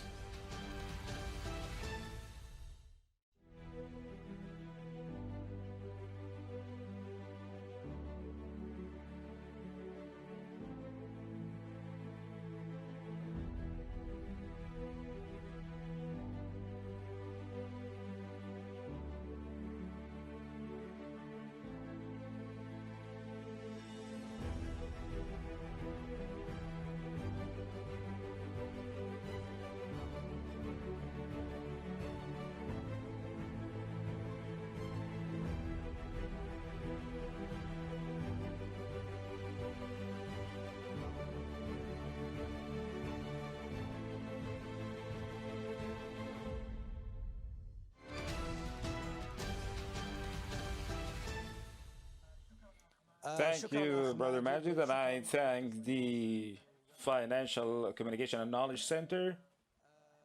I would like to introduce myself, Abdulaziz Al-Nwasir, the CEO of Aramex, and I will be, during the next few minutes, tell you about our experience in Aramex that was applied in the supply chain during the corona pandemic. At the outset, I will give you some brief information about the content that you will see through this presentation. I hope that all will benefit from the experience that conducted by Aramex, that it will be of added value to the audience. In the beginning, I will talk about the company. Who are we as Aramex? And then I will talk about the most prominent challenges in the supply chain and the general context during the pandemic. And I will talk about the level of readiness of the supply chain to absorb shocks and to face challenges before the coronavirus. And I'll also talk about the most prominent initiatives and interventions that were conducted to address the challenges pertaining to supply chain, and also talk about the results achieved and the lessons learned. That I hope that the next few minutes will be an addition to all that are present. Who are we as Aramex Company? Aramex Company is the global provider for logistics service and transportation services that was established in 1992. It was a company that provided fast transportation service, and it has developed in a short period of time. It became an international brand. It specialized in a number of services and innovative solution. Until 1997, Aramex was listed in NASDAQ until 2002, and then afterwards in 2005 it was listed in Dubai stock market.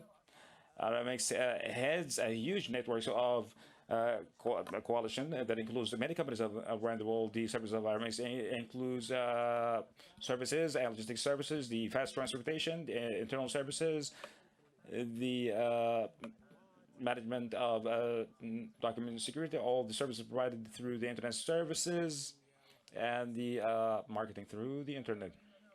And here we show you all the services provided by Aramex. First, the fast international transportation service, and then also the aviation transportation service, the fast internal transportation, and also the maritime transportation, aviation, and logistic services. This is the services provided by Aramex in Kingdom of Saudi Arabia. The most prominent challenges in supply chain and general context during the pandemic of Corona. During the pandemics, the supply chain have faced many challenges, of many which new to all working in the field. Before the pandemic, it was something new to all of us, and it was new to the whole world, and the challenges were unprecedented and faced by anyone in the supply chain sector. One of the most prominent challenges is the stoppage of the flights. When the flights stopped in many of the countries of the world, that has affected the aviation transportation, and the impact was unbelievable and had raised the cost, and then also a sudden rise in demand in many of the households. So was an increased demand as people wanted products to be received at their homes.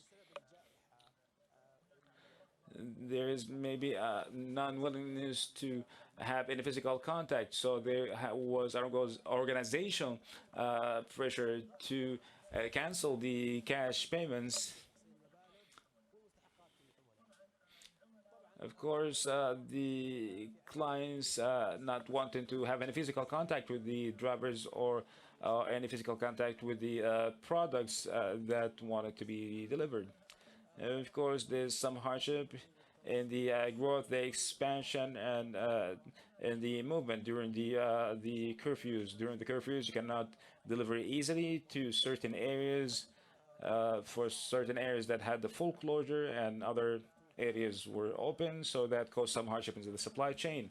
Of course, there are also quickness in applying all the safety procedures. We have small centers in each city. The city have many areas, and each area have a small operation center that all the safety procedures must be applied in those facilities to protect the employees and to protect the final consumer.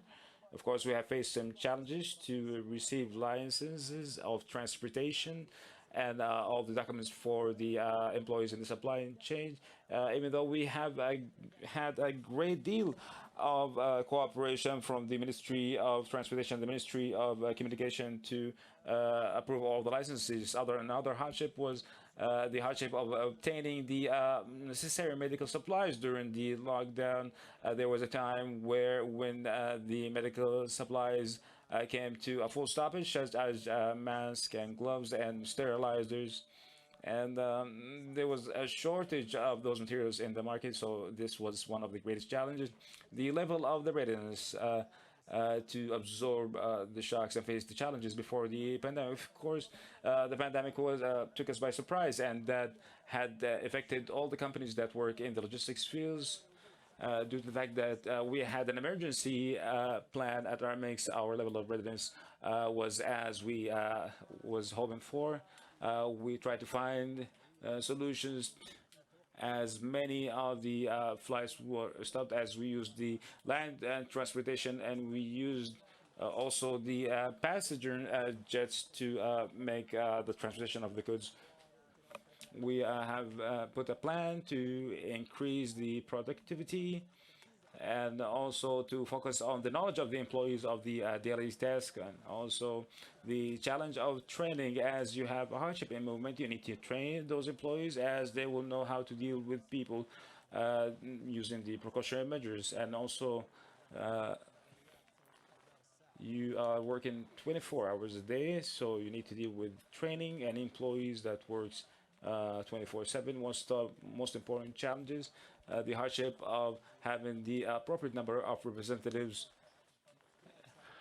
due to the fact that the hours of the curfew had varied, and even with the beginning of the curfew, some employees have approvals to be moving freely around the lockdown. So this is one of the challenges, the hardship of working remotely. The employees all of a sudden working from their houses, and praise to Allah, we had a great high level of competency as we had all the proper bylaws, and we were able within a short period of time to activate the remote work.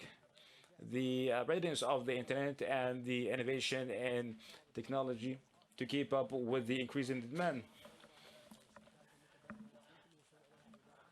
Of course, this was a great challenge. Is one of our great clients, the electronic stores, to provide all the deliveries appropriately. How did we face the challenges? One of the most prominent challenges and interventions that were conducted to face all the challenges in the supply chain, despite all the challenges during the pandemic, we have found many solutions to turn it into opportunities that serves the community. And one of the solutions were, in the beginning, there was an initiative working with the Ministry of Communication, and the Ministry of Communication had a great initiative during the study, the beginning of the semester for the student, to provide tablets for students in rural areas, and also free internet. So we were able to work with the ministry. We have delivered thousands of tablets to students, free internet, through our expanded network in the kingdom. Of course, we have a service that's called Aramex Fleet, which is an interactive platform that provide work for citizens to work in their area. For example, if you live in a certain neighborhood, such as Yasmin neighborhood, and you can register with this platform, and then you can deliver from the nearest distribution center to your area, because you are well aware of your neighborhood, and the delivery will be easy. So you can make an extra buck during the Corona pandemic, and in addition to that, you can serve the people of your neighborhood, and also you are performing an important job in supply chain. So we have smaller operations in Riyadh, and they receive the shipments, and we have our own employees that make delivery of the company, but a certain percentage of our employees have joined Aramex Fleet, as they have provided a great service for the areas they reside in, whether they're rural areas or small villages, and they have benefited financially. So this is one of the very successful solution. We also have the spot service. If you have any store where there's a cafe or sells any specific product, you can join the spot service, and this small store that you have in a record time will become part of the Aramex network, and anyone can receive their shipments in your store. So Aramex Fleet is only for Saudis. Saudi youth, they can make deliveries to their areas. And the other point, through the spot service, we have made available stores that are in cooperation with us, an agreement with us, to deliver these shipments to specific neighborhoods. 35%. Now the numbers here talk about Aramex internally, so the numbers might vary from one company to another, one statistic to another. In Aramex, we had an increase in online shopping, even though this is not our specialty. We don't deliver the supermarket goods, but during the pandemic there was an expansion in a number of services, so we had an increase by 35% in those materials. We have an increase also 15% gathering of shipment and less visits to electronic stores. Also we had an increase by 50% in the purchasing value, because in the electronic trading we have specific goods at medium or low price. Of course, we had an increase in value and increase in size because most of the services and most of the goods are delivered online. 61% increase on focusing on specific website, specific brands, as many people stay in their homes and want to buy certain brands. We had an increase by 47% in online shipping to buy the daily needs, and the increase of the receiving and payment non-cash payment methods. 42% increase in the percentage of purchasing the long-term goods or the non-perishable goods. 43% decline in the cash transaction as the market is moving towards cashless payment methods. The client also have seen that the fast of how they receive their services when they use non-cash payments, and also there is a trend towards using electronic services. 49% increase in online shopping to buy health and body care products and fitness products. The results achieved during the pandemic, with all the hurdles faced by the company during the pandemic, we have seen an increase of production during this period, since the electronic trade has the biggest share, of course, during this period. And as you can see in the graph, that since the beginning of the curfew, we have noticed the increase in the numbers, and by contracts, we spent our best effort on all the levels to increase the production by 130% in June of last year. Of course, if we compare that to the same numbers of last year, and we have been able to provide service concurrent with the aspirations of the people during this period. Of course, if we not received all the support from the government entities, we would not be able to achieve this success, as there was a great level of cooperation with all the government entities, the ministries, with us as companies in the private sector. Daily calls, follow up by all their excellencies, the ministers and others, providing us with the necessary licenses to conduct business, and they would call us at any time, any point of the day, and ask us how can we help you to provide better services. And of course, they were great services that mount up to the people's expectation. I hope that we have benefited from this experience through learned lessons. The learned lessons, of course, to find sustainable solutions, logistic solutions in the Gulf area. The disruption of the supply chain during the pandemic gives us the time to rethink the three main transportation domains, as we look at land, sea, and aviation and trains. So I tried to expedite the works on the railroad network between the GCC countries to ensure that we have sufficient land transportation, maritime transportation, that facilitate the process of supply chain during the crisis. Of course, there are learned lessons, the continuation of finding sustainable solutions for the land transportation in the GCC area, and the continuation in developing the services that the innovation of technology use, such as delivering by using the safe Aramex Safe Box, and raising the level of readiness and to face any challenges or any future risks by using a ever-changing system to ensure that we face the challenges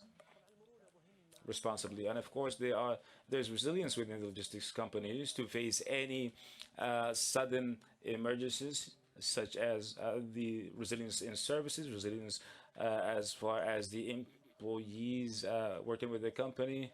We have discovered the storage capacity that might increase, or the production capacity that might increase during certain seasons, such as Ramadan and the end of the year. And now they might find a sudden increase at any point. There must be a certain percentage in which the company can move through their services. So when we launched Aramex Spot and Aramex Fleet, we had resilience in increasing the number of employees, increasing the number of branches, as we can provide exceptional services to our clients. Thank you, Mr. Abdulaziz. And now we move on, our dear audience, to the last trial by Adawa Pharmacy, which played a great role to ensure the continuation of receiving medical supplies in the kingdom through plans they had set to ensure adaptation with the circumstances of Corona,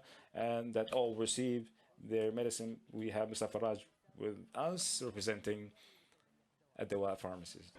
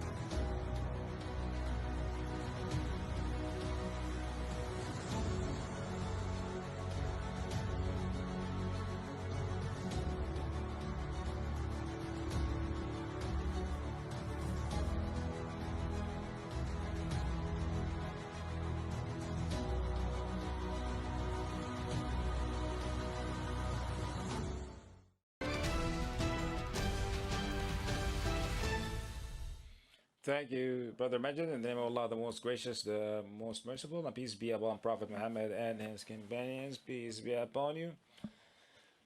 Today we are happy to tell you about the experience of Adawa Pharmacies in the supply chain during the pandemic. We'll talk about a number of points, as simple brief about our company, the most prominent challenges in the supply chain and the general context during the pandemic, the level of readiness of the supply chain to absorb shocks, and the challenges during the pandemic, the most prominent initiatives and the interventions that were conducted to oversee the challenges in the supply chain. Who are we?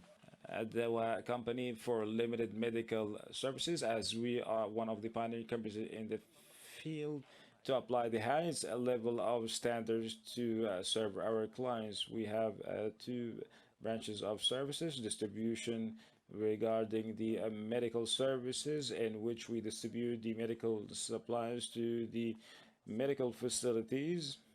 And the second portion we are talking about today, as we share this experience, the Adawa Pharmacies is in more than 120 cities, covering all the areas in the kingdom through more than 850 branches, and those branches are fed through a number of regional distribution center, 12 distribution center with a main distribution center in their area. The capacity of those storages differ, as they have different types. Some are frozen, dry, and cold.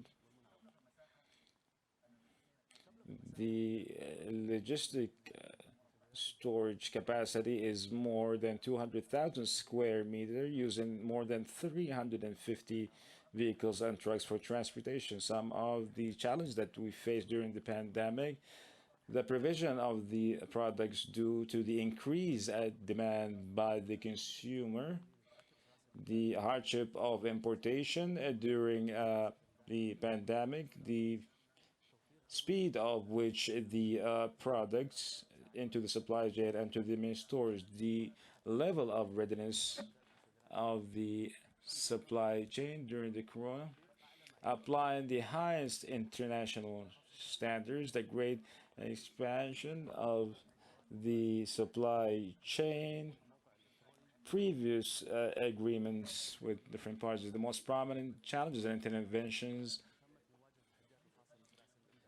to link the gap between the importance increasing the capacity, choosing pharmacies with strategic location, increasing the capacity, the level of readiness to work within 24 hours.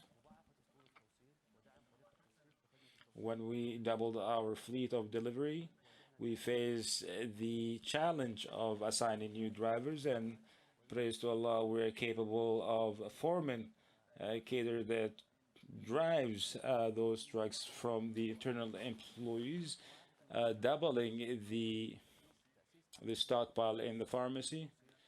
Munshat challenges to support the SMEs. Now to the results that has been achieved during the pandemic. Our continuations to provide all the products in the kingdom during the lockdown, dealing with all the government entities and the private sector entities, doubling the operational capacity of the supply chain.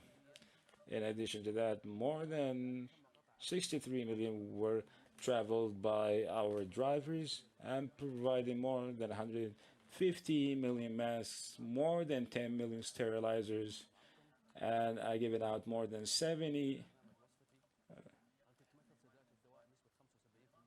through Wasfati application, and more than 360 deliveries were made to the special quarantine areas. Now we will talk about the joint collaboration between the private and the public sector, the facilitation of allowing the trucks entering the kingdom during the pandemic, and also in our assistance to transport all the needed products during the pandemic in special airplanes, and also many open and direct communication challenges with all those in the sector to provide an assistance. And at the end, I thank the physician of the pharmacist to what has provided, and I will end with the word of the custodian of the Two Holy Mosque. As he said, your profession is great and your talk is medicine. Thank you, Mr. Fat. In conclusion, we hope that this fourth session of Knowledge Diwaniyah have increased your knowledge. We thank our audience as they shared our experiences with us, and thank you for being with us during this session. And as the Financial and Knowledge Center, as you can use the barcode on the screen or download it from the electronic store for the center. Hoping you more prosperity and peace be upon you.